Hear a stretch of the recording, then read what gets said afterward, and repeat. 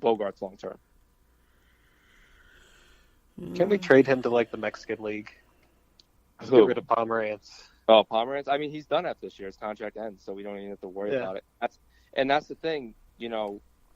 I talked about it a few episodes ago, but one more year arbitration for Bogarts, and then 2020 is his UFA year. You probably want to try and get him locked up beforehand, but we're probably not going to be able to because he's a Boris client. But he makes $7 million now, with Pomerantz $8 million and Nunez's $4 million player option. All that money combined can pay Xander Bogarts and then some for his rest of his tenure year here. So I'm not worried about keeping Bogarts. I really do. We think we keep him. Yeah, we talked about it the other day. You basically said that we could keep the core together just by shedding dead weight. Yeah, just by getting rid of Nunez and Pomerantz, and Kimbrel's not dead weight, but his $13 million. Hanley's $22 million off this year. Pablo Sandoval's $18 for 2 more years. Alan Craig's $1 million. Castillo, if we ever get rid of him, when he's done, you can bury another bad contract. Price, if he opts out.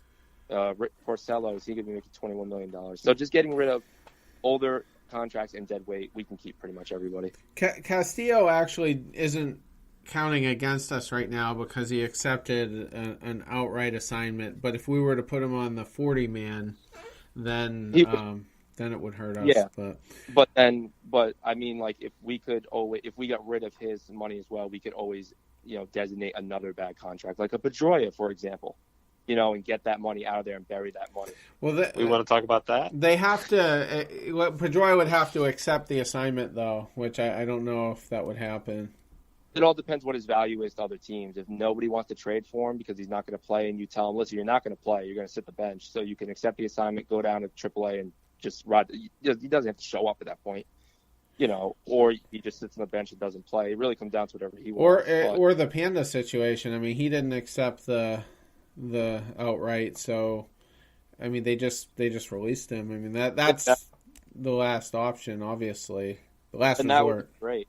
I mean I would love to do that. Austin just brought it up. Do we want to talk about it? I'm over Pedroia. I'm good with getting rid of him. I would love to get some value back for him, and by value I mean I'll use it as a salary dump. Just straight up trade him for nothing. I don't care. But to use his, how much does he make? $15 million next year. $13 million the year after that, and he makes $16 right now.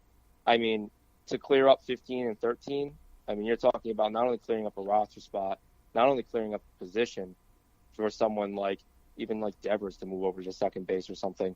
You just clear up so much money that can be used for DJ LeMahieu, for example, something we talked about before the podcast. Give DJ LeMahieu $16 million a year for 4 or 5 years until he's 34 or 35. I'd do that in a heartbeat.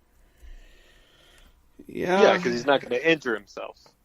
Yeah, that's it. I mean, PD goes out there and does Pedroia things, and it gets himself hurt. We also signed him until he was 37. I don't think we would sign LeMahieu at 30 to an 8-year, $200 million deal. No. Probably not. Yeah. I don't think we're going to keep Bogarts, Sale, and Mookie. I think our best case scenario is we keep 2 out of those 3. Yeah, it just depends how much money. For Sale, Sale's going to get a huge contract, right? Obviously. Mookie's going to get a huge contract. It all depends what Bogarts wants in the contract. Right now we have the money for him, but if he wants to go get paid $28 million a year, that's almost not. I don't want that. Well, that's what I mean. It's not even worth it. Could we keep him? Probably. But it's not worth it. So if Bogarts wants $28 million, he's going to end up in Atlanta or Philly or something like that. If he wants to be more realistic and make, 18, 20, 15 would be unreal. Then you could probably keep him. Sale makes 15 now. He'll double that to 30. Mookie's going to be around 30. So, yeah, at that point, it'd be tough. But with Pedroia and Hanley and Panda and Kimbrel and Pomerantz coming off the books, it definitely helps. Here's a scary thought for you. Didi comes up, I think, this year. So who's to say the Yankees don't swoop in on Xander? Oh, God, I mean, they could. I've thought about it, too.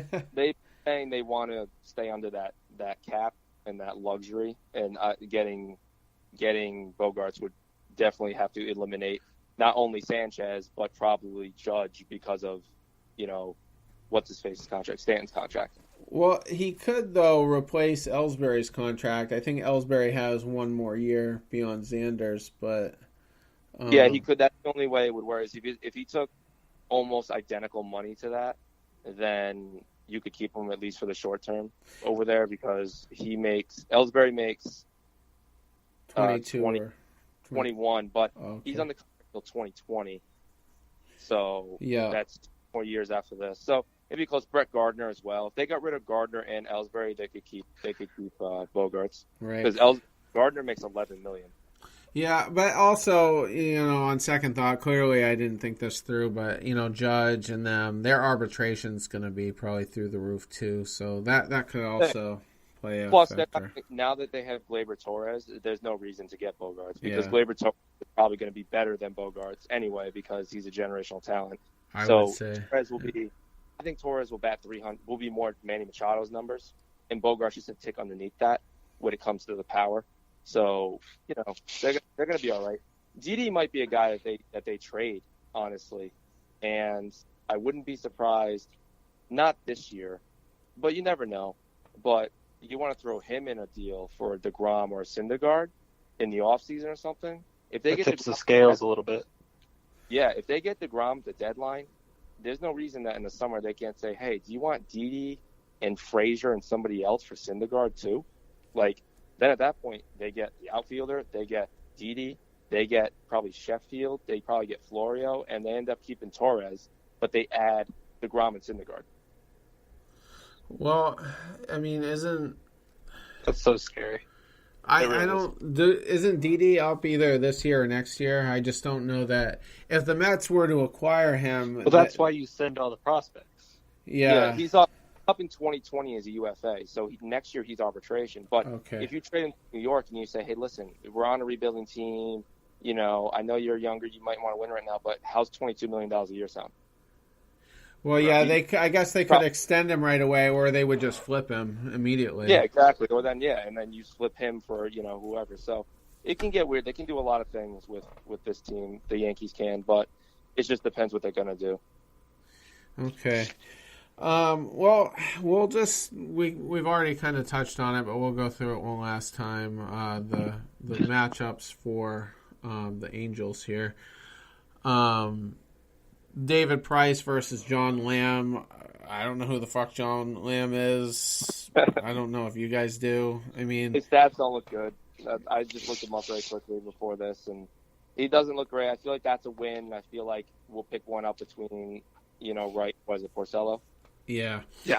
Yeah, I think we'll pick one up there. Take 2 out of 3, get out of there, and get ready for the Yankees. Right. We're at home. Yeah. Fun fact, the Yankee series starts on my birthday. Hey. Yeah. How old are you going to be, Austin? I've always wondered that.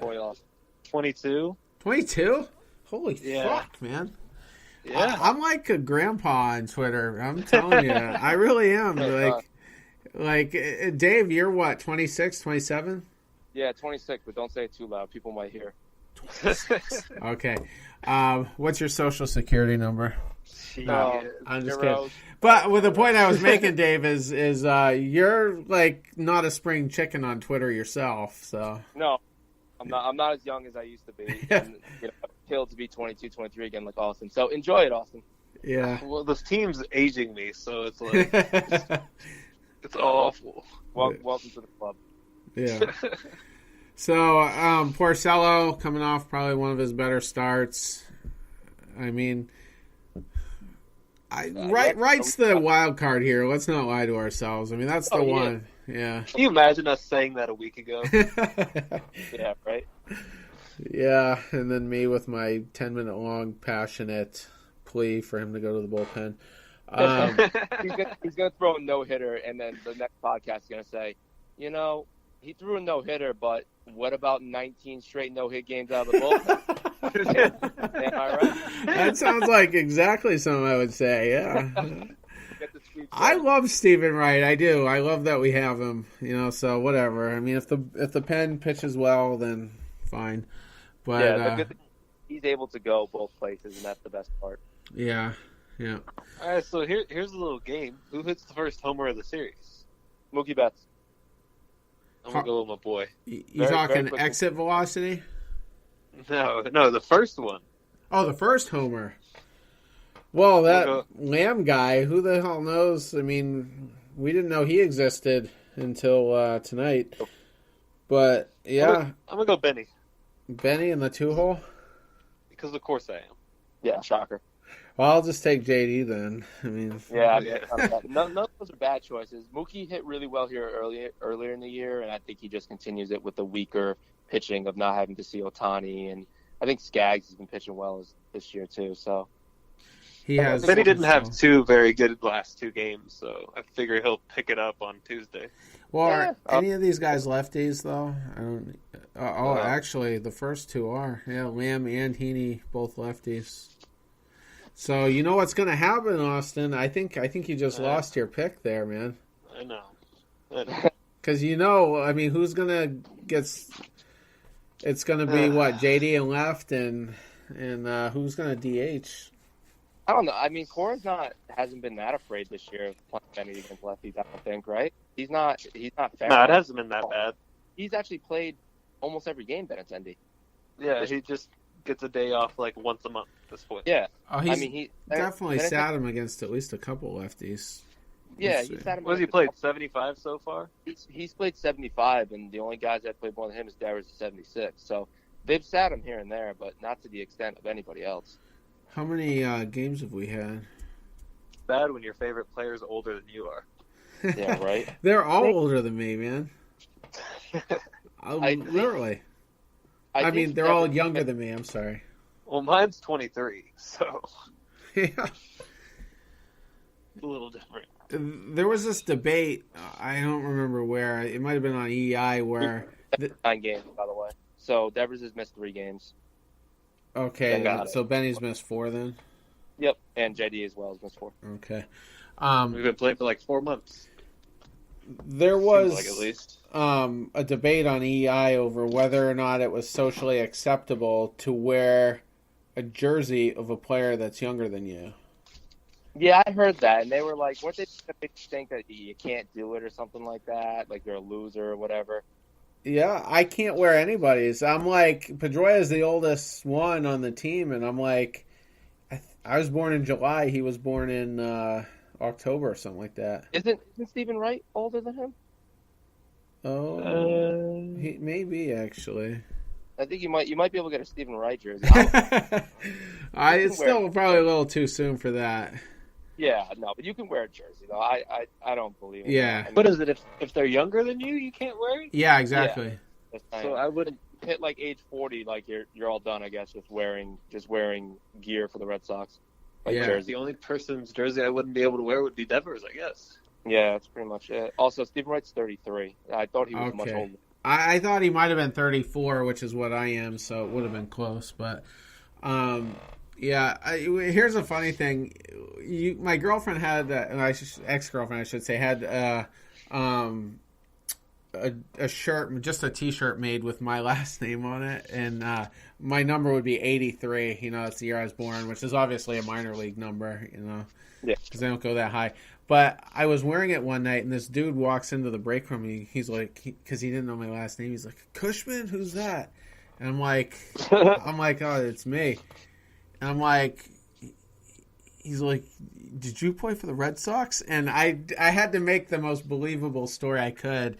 And I was like, well, I was in the minors, and they called me up for a game, but I didn't get in the game, and then I was sent back down. And it was like the most believable story I could do. And he really thought I, played for Pawtucket. But that's great. Yeah. Little MLB news. Did y'all see Alex Bregman shave his face mid-game today? I saw that. Yeah. I didn't see it. What happened? He shaved his face in between the second and fourth inning. And he had a mustache in the second inning and didn't by the fourth. Really? That's amazing. Did it help? Do we know? I don't know. He went 0 for 4 today with 2 fantasy points. Definitely didn't help. No, he's having a great.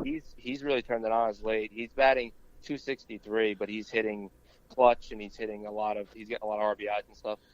As long as he's not hitting Chris Sale. Yeah, he does that pretty well. Tomorrow He'll shave his balls tomorrow. See how that goes. Yeah.